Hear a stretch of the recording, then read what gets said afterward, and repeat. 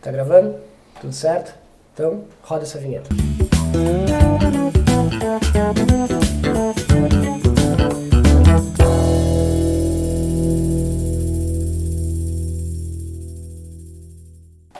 Olá, seja muito bem-vindo ao primeiro episódio do Tech in Finis, o podcast da Finis Marketing e Tecnologia. Este que é o primeiro episódio oficial, após o nosso episódio piloto, que está no YouTube, e foi um caos total. Mas foi um teste de equipamento, um teste de luz, um teste de áudio, um teste de capacidade mental. Foi uma bagunça. No episódio piloto a gente falou de erros em campanhas de design, de marketing, de marcas pelo mundo. E hoje, para começar efetivamente os nossos conteúdos do jeitinho que a gente gosta, a gente vai falar um pouco de comunicação além do produto.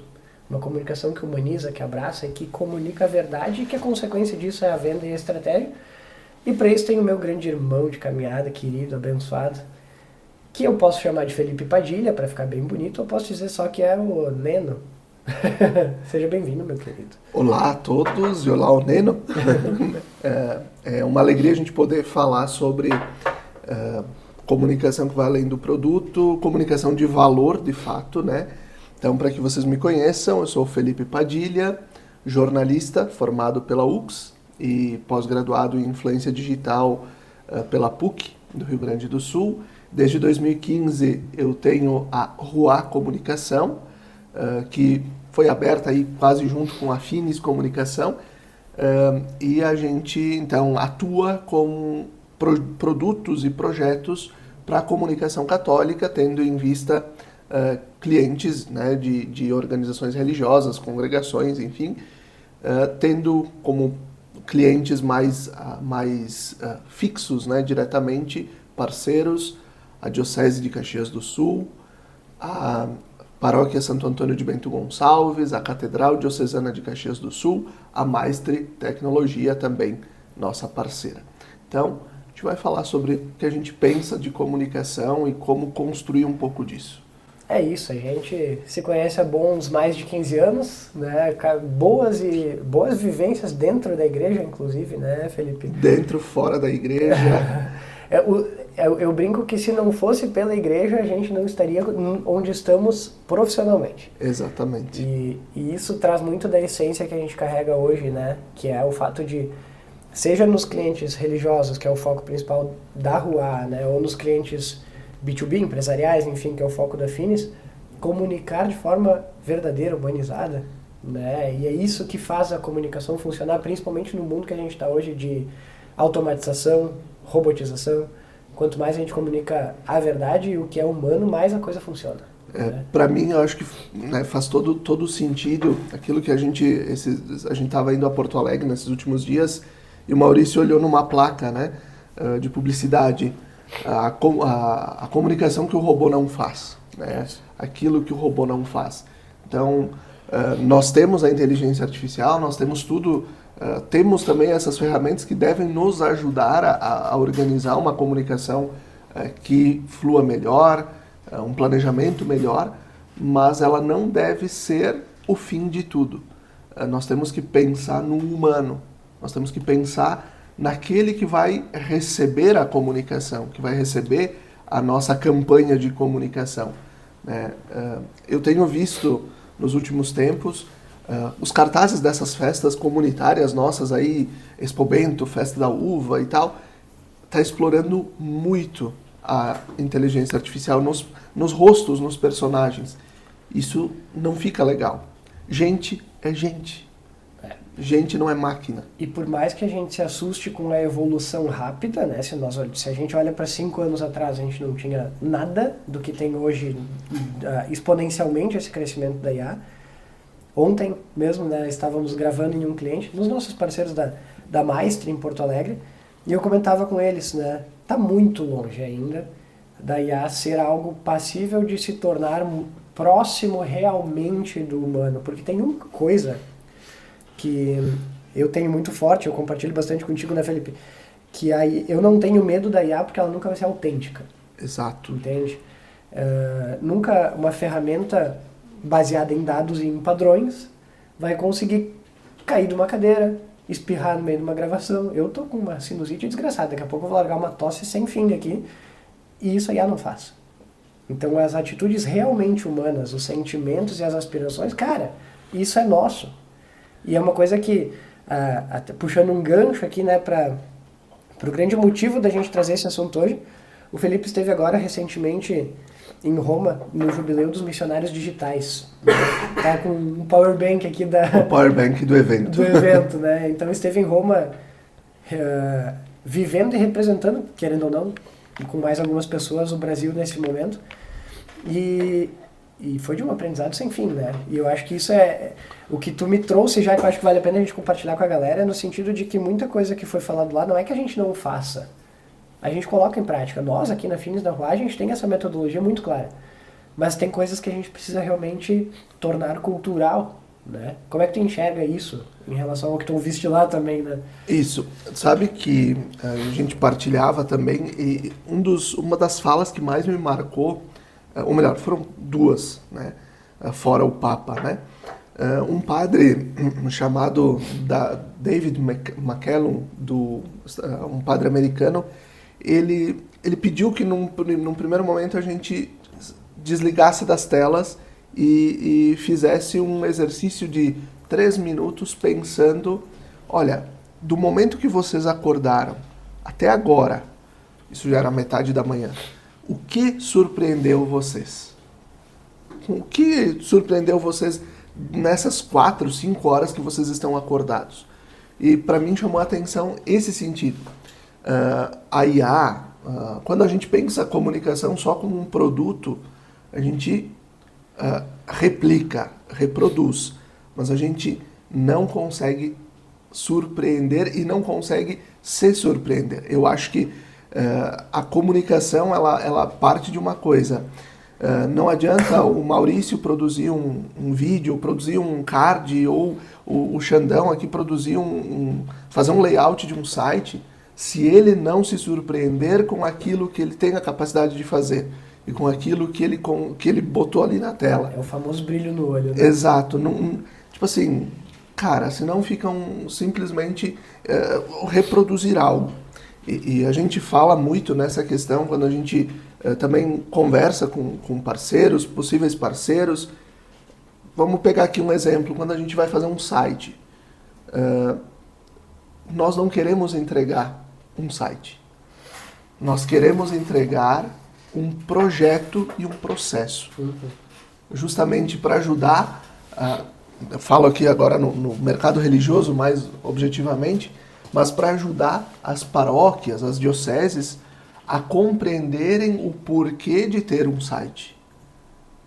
Quem são os públicos-alvo daquela comunidade? E, ao mesmo tempo, qual a linguagem para trabalhar com aquele povo? Exato. Porque, assim, eu não posso entregar, tipo assim, um site.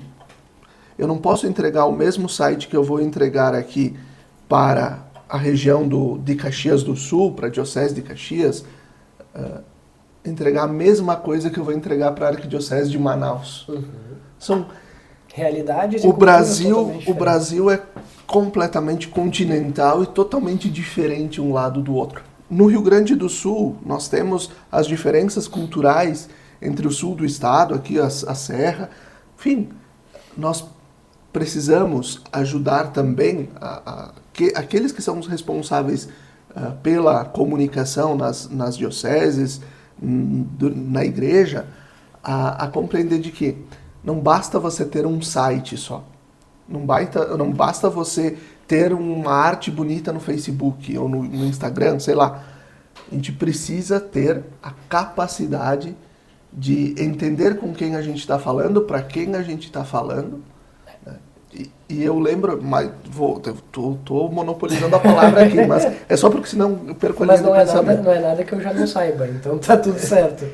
Mas, tipo, outra fala lá do próprio encontro que me pegou bastante, assim, foi a fala do padre Antônio Spadaro. É um padre um jesuíta, pós-doutor em comunicação, professor em Roma, faz parte do dicastério para a cultura e a educação. E ele viajava muito com o Papa Francisco. Agora, nesses próximos dias, ele está lançando um livro chamado De Francisco a Leão, né? Para falar dos paralelos de comunicação entre os dois papas. E ele falava justamente aquilo que a gente abordou, que o Maurício abordava lá no início, sobre a inteligência artificial e aquilo que a inteligência artificial não tem a capacidade de cair da cadeira, de espirrar, de respirar, de fazer barulho, né? Ele dizia assim, olha,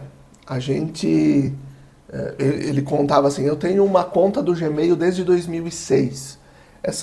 Os algoritmos sabem do que eu gosto, sabem quais são os meus pratos preferidos, sabe os lugares para onde eu gostei de viajar, tirar férias, mas ele nunca me ofereceu uma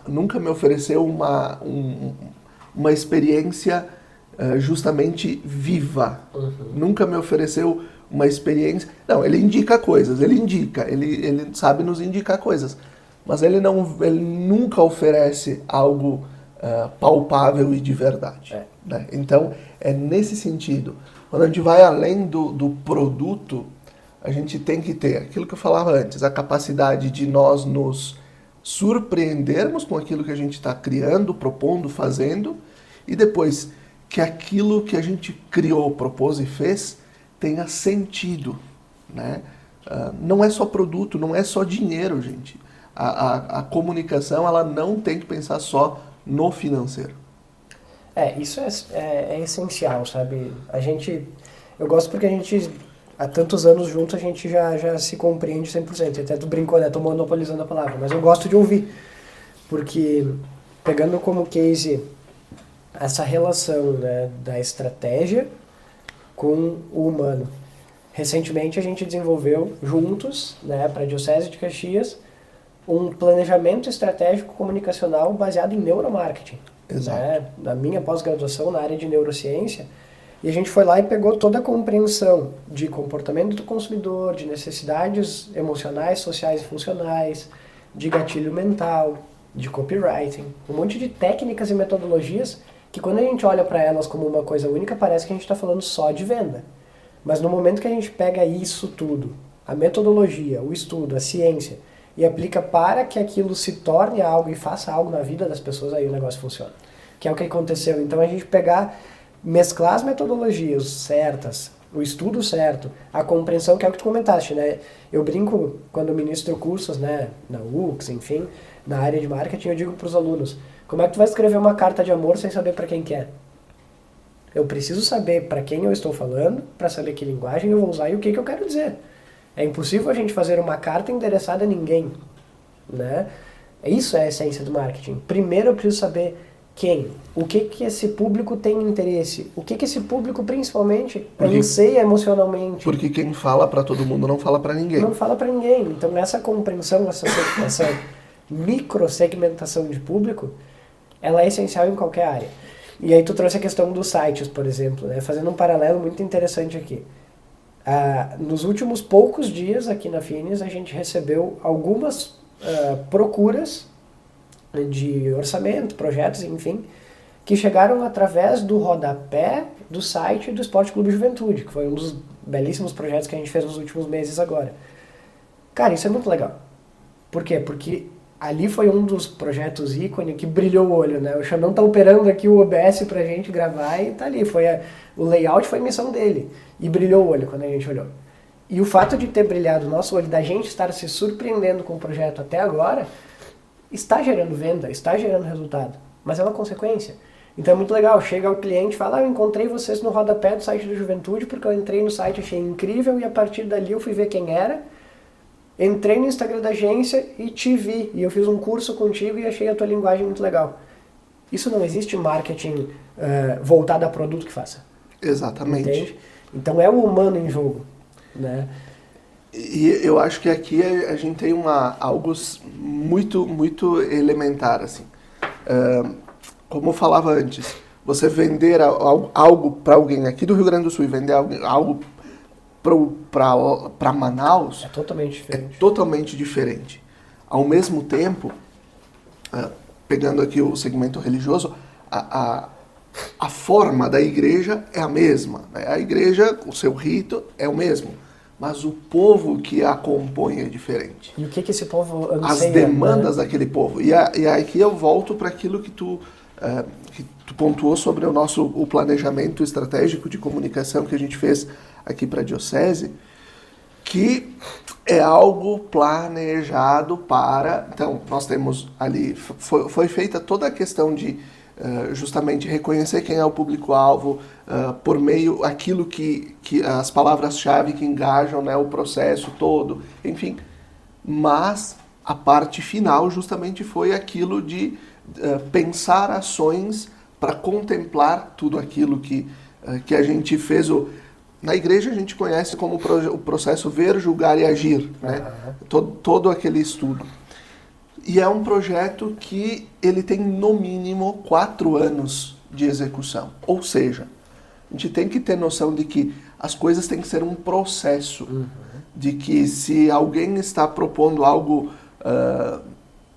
tipo um milagre para você, de que tudo vai dar certo, de que tu vai conseguir logo, tem que cuidar. Porque assim, tudo é processo. Tudo é processo. Eu brinco muito com os clientes, os guris sabem, né? Eu digo para os clientes que o trabalho de marketing digital, principalmente, falando mais do meio empresarial, que daí envolve tráfego pago, segmentação de público, porque o que o Felipe consegue na assessoria de comunicação da Diocese, da Paróquia Santo Antônio, da Catedral, enfim, de forma orgânica é inacreditável. Né? O que a gente conseguiu recentemente, em 4 dias, no Seminário Nacional de Emaús, alcançando quase 500 mil pessoas orgânicas em uma cobertura, é inacreditável. É porque é humano, é porque é muito engajamento de pessoas com um propósito. Né?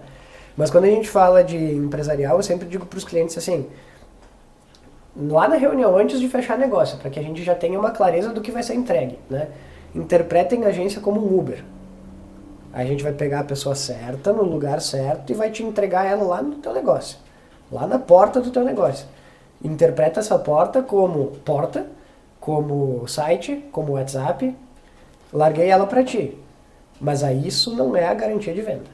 Porque tem N outras variáveis ali, preço, qualidade, atendimento, situação do cliente, variáveis econômicas, sociais, de saúde, que vão influenciar nessa venda lá no final. Por isso que eu friso tanto. Marketing não é venda, marketing é relacionamento. Exatamente. A consequência de um relacionamento bem construído é que gera a maior probabilidade de uma venda. Esses dias um cliente me perguntou, né? Tem como eu fazer uma estimativa de quanta verba eu preciso no Instagram para que eu gere tanto de venda até o final do ano? Eu falei, não. Tem como a gente fazer uma estimativa de quanta verba a gente precisa para engajar tal porcentagem de público ou alcançar tal porcentagem de público. E é aquilo que a gente trouxe como tema, né? A comunicação que vai além do produto. A gente pode dizer, é o que tu falava antes, agora há pouco, né? Marketing não é o produto, é o relacionamento que leva ao produto. Que leva ao produto. E que tenha um propósito, né? Que esse produto leve a algo além de tudo. Que a gente tá, olha... Eu acho que aqui... Se pegar esse episódio e comparar com o piloto... Não, aqui o negócio tá sério, tá papo cabeça. Assim, ó, não tem comparação, tá? Que depois que a gente entra no assunto, é difícil de fazer a gente parar também, tem isso. E eu achei muito interessante, né, para fazer um paralelo com isso que tu traz, aquilo que nós tivemos um momento de encontro com o Papa Leão, 14, lá em Roma. E nesse momento ele falou uma parte em espanhol, uma parte em italiano, uma parte em inglês. E ele falou 3 pontos muito interessantes. Primeiro, claro, voltado para o religioso, mas a gente pode reinterpretar também. Mas a comunicação para a paz. Ou seja, num mundo onde a gente está percebendo as guerras, as narrativas que se constroem para derrubar o outro, questões políticas que estão se atravessando por aí, qual é a nossa missão? Qual é a missão do marketing na comunicação? Né? Será que o marketing do ataque ele é o melhor? Né? Depois, o Papa falou no segundo passo sobre a questão da dignidade humana. Né? Mais uma vez, gente é gente. Gente não é máquina, né? É aquilo que eu falava antes sobre, muitas vezes, as festas comunitárias, né? Eu pego na cabeça a festa da uva.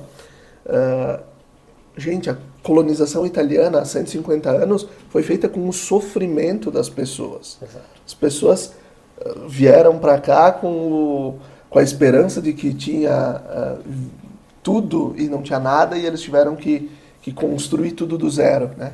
Então, gente é gente, por mais que você tenha que mostrar o vozinho enrugado, a noninha com o rosto enrugado, com os calos nas mãos, as unhas sujas de terra, Mas gente é gente. É isso que mostra a essência e o que foi passado para chegar até ali. Exato. Né? Esses dias a gente estava em uma cliente nossa no Vale dos Vinhedos, né, fazendo algumas gravações de materiais, enfim. E aí a ideia era gravar vídeos com ela, e ela disse, mas o que eu devo gravar? Eu falei, e o que tu fala pros clientes? Quando chega um cliente aqui, como é que tu aborda ele? Como é que tu recebe ele? É isso, né? A história, poxa, sabe? Lá tem, da fábrica pra loja, uma série de quadrinhos. Eu falei, isso aqui conta a história da tua família, do que aconteceu até aqui, do que vocês passaram até aqui. Né? O biscoito lá com sabor de vó, entende? Mantida a história, a essência. É isso que faz a diferença, é isso que realmente a gente fala que o primeiro, existem 3 passos na construção de um texto publicitário para uma publicação lá no Instagram, para um artigo, para uma publicidade física, seja lá o que for, que são essenciais. Eu preciso primeiro gerar identificação. Exato. Se eu não começo qualquer copy, né, vamos usar o termo mais bonito, né, que a galera gosta, copy, fala em copy todo mundo fica louco. Nada mais é do que um texto publicitário, né? E por incrível que pareça, abrindo um parênteses de curiosidade, copywriting é um termo que vem de muitos anos atrás, quando começou a datilografia dos jornais. Isso aí. E a gente olha como se fosse uma coisa extremamente moderna, né? Mas tudo bem. Para que tu desenvolva lá uma copy de qualidade, o primeiro passo não é o tentar vender, o primeiro passo é eu gerar identificação, fazer a pessoa que está lendo aquilo olhar para aquele texto e dizer, sou eu aqui nesse texto. Né? Pode ser através de uma pergunta, pode ser através de uma comparação, pode ser através... Mas eu preciso gerar identificação. É a partir da identificação que eu começo a gerar um engajamento, que é a pessoa querer interagir com aquilo ali. E é a partir da vontade de engajar com aquilo ali que eu ofereço o meu produto. E eu brinco muito com o Felipe que, de certa forma, o que a gente tem que fazer na comunicação da igreja também é uma venda. É a venda da imagem de Jesus. É a venda da imagem, né? É a venda da fé, no bom sentido, não a venda monetária, mas a venda da verdade, da palavra que alimenta. Isso também é, de certa forma, um processo de cultura, né, de identificação. Se a igreja não gerar identificação na comunicação com seus fiéis, a gente tem algum problema. Exatamente. Então esse é um processo muito lindo dentro do marketing. E aqui agora tu estava falando sobre a questão lá do Vale dos Vinhedos, e que eu falava agora sobre as festas, né? Então, tu falava sobre mostrar que é você que está ali para você conseguir gerar um engajamento. Por que hoje a região do Vale dos Vinhedos e Bento, e, enfim, Gramado, Canela, por que dá certo o turismo? Porque oferece experiência. Exatamente. E aí o que acontece? Eu tenho comigo o case, né, a gente está falando da imigração italiana, o case da Giordani Turismo, lá de Bento, né, com a questão da epopeia italiana. Maravilhoso. Que é aquele teatro onde você vai passando por ambientes, vivenciando, contando a história da imigração, né?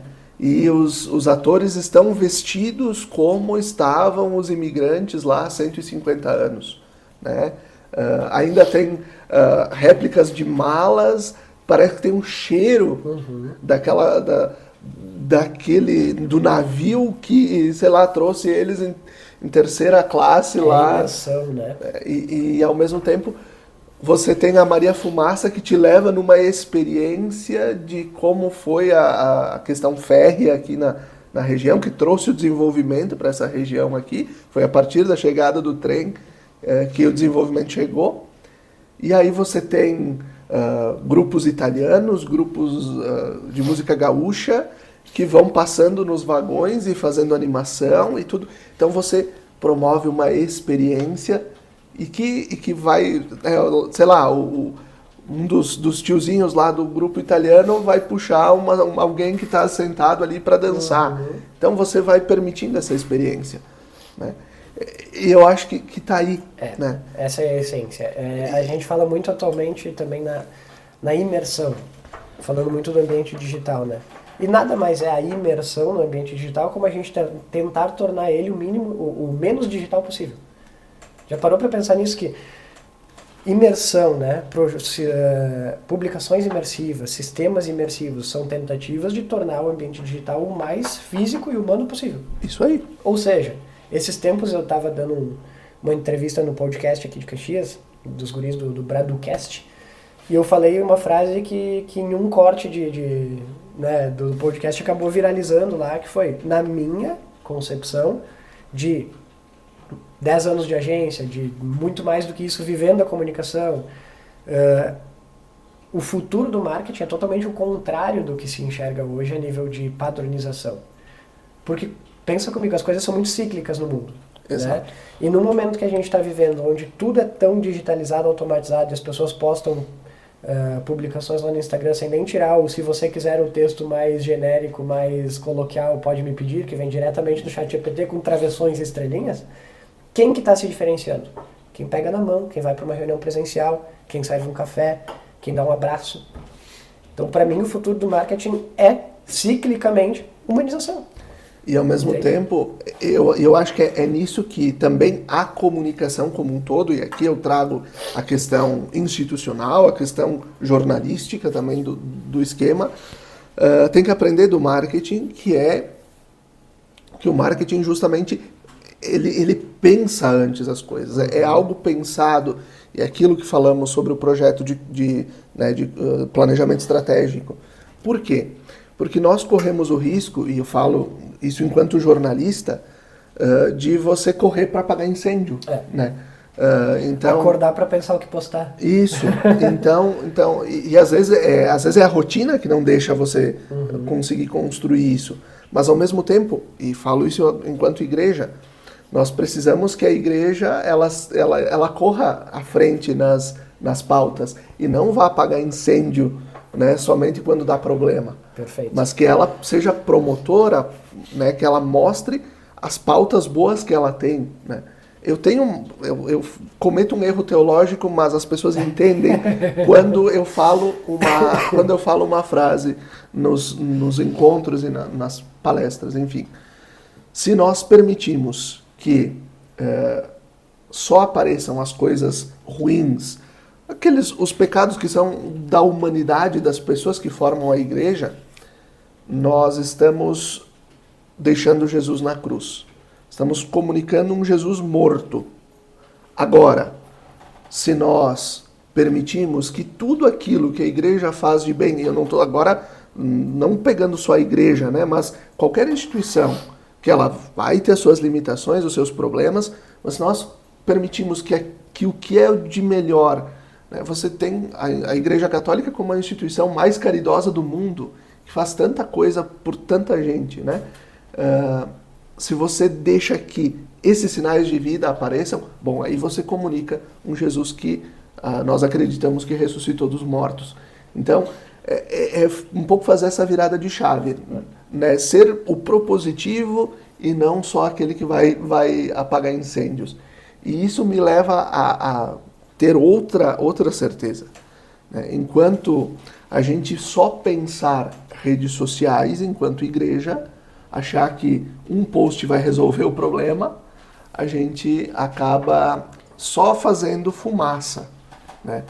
A comunicação digital ela é necessária, importante, mas ela tem que revelar a nossa organização, o que nós temos lá atrás.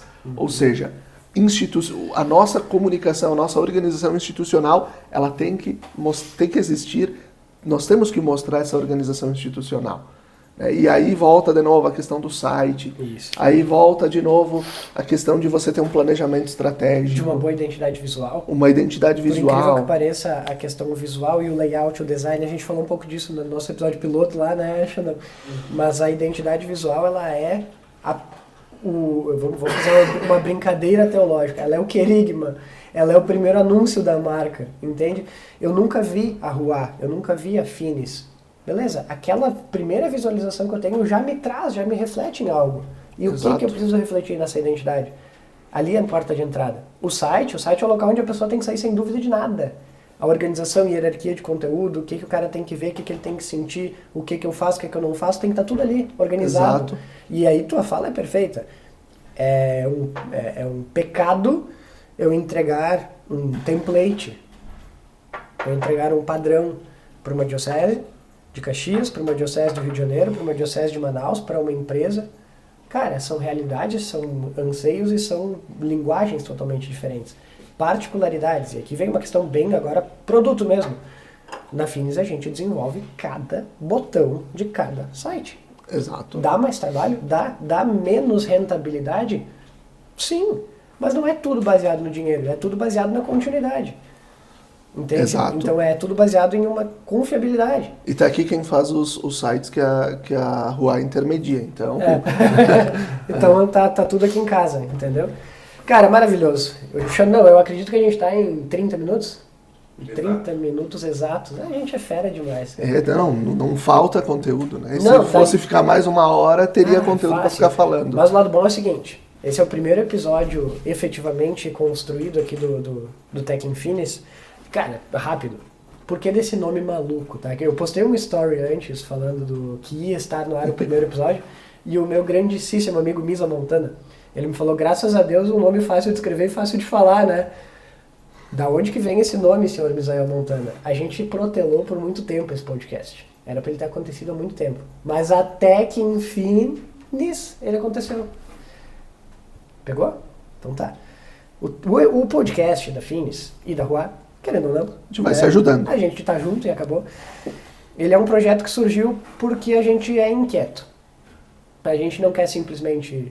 Como a gente falou durante toda essa meia hora, a gente não quer simplesmente vender. E é uma forma da gente trazer um pouco do que é a nossa essência, né? Por aqui vão permear nós mesmos e depois, conforme a coisa for andando, a ideia é que a gente traga clientes, parceiros, amigos, para que a gente expanda isso aqui e leve conteúdo realmente. Então, a ideia, né, assim como estava no primeiro episódio, que o Xandão venha, fale sobre design, traga essa visão mais visual da coisa, que o William possa vir e falar da parte tecnológica, que os nossos clientes possam trazer conteúdos e a visão do marketing dentro de cada segmento.